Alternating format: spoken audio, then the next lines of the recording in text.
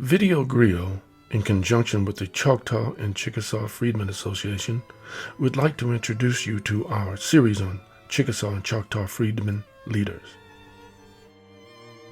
In the summer of 1868, a group of more than 40 men signed an X to their name in a letter sent to the Secretary of the Interior, relating to the rights of the freedmen under the third article of the Treaty of 1866. The request by these men was to be removed from the Choctaw and Chickasaw Nations, and the $300,000 that had been set aside for that purpose be used by the government for their benefit.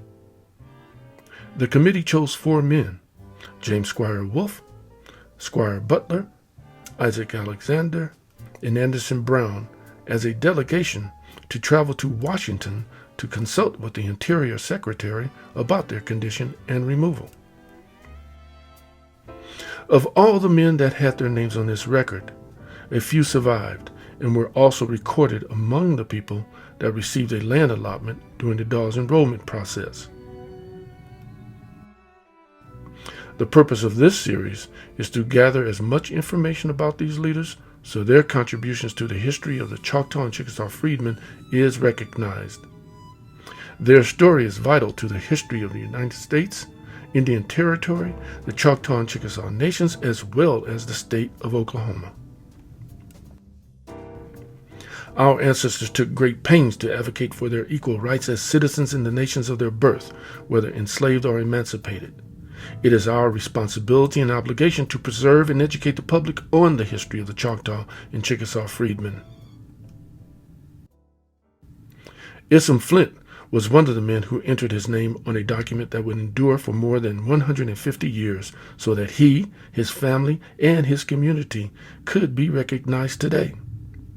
This was a man who clearly lived among 2 communities, and remarkably, his Dawes card reflects how he was a Choctaw freedman with families living in both the Choctaw and Creek nations. Isom testified in 1900 as part of his land allotment record that he was born around 1825 near Mobile, Alabama.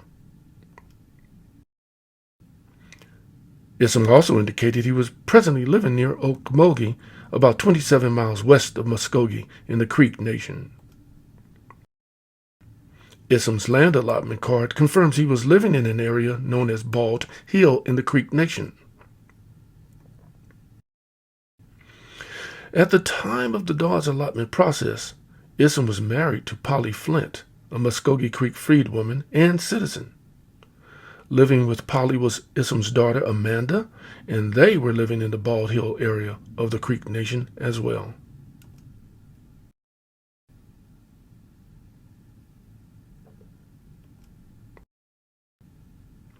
Isom Flint's Dawes card had something on it that I have not seen on another card so far.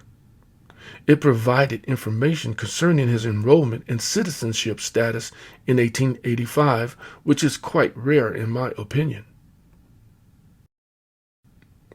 In the 1885 census, Isom Flint was considered to be an 80-year-old man, and if he is the person thought to have signed the 1868 memorial to Congress 17 years earlier, he clearly was an elder in his community of Otoka. Imagine my surprise when I discovered this census page. The name of my great-great-grandfather, Joe Freeman, was living in the same community in Otoka County, Choctaw Nation. Part of Isom's legacy was also captured on that 1885 census in the Choctaw Nation. He had with him in that area his son Edmund, who was a Choctaw freedman.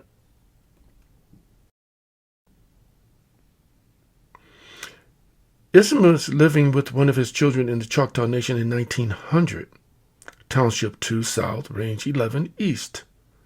Although he testified that he was living in the Creek Nation in 1898, when he applied for his land allotment, he doesn't appear to have been living with his wife at that time. The 1900 census indicated Isom and his daughter Jane Ward were living in Township 2 South, Range 11 East, which does indicate they were living near Atoka. However, Jane's land allotment description has Jane living in another township in range, but I'm certain, with further research, that conflict can be reconciled. In the area circled, it is where Jane received her land allotment, and it is squarely in the Choctaw Nation. It was clear from the records, Isom had children that were enrolled in the Choctaw Nation, and with his wife Polly, he had other children who were Creek citizens along with their mother. Thomas Flint, another son of Isom Flint, was a citizen in the Creek Nation. Thomas was enrolled with his children on Creek Freedmen land allotment card, field number 818.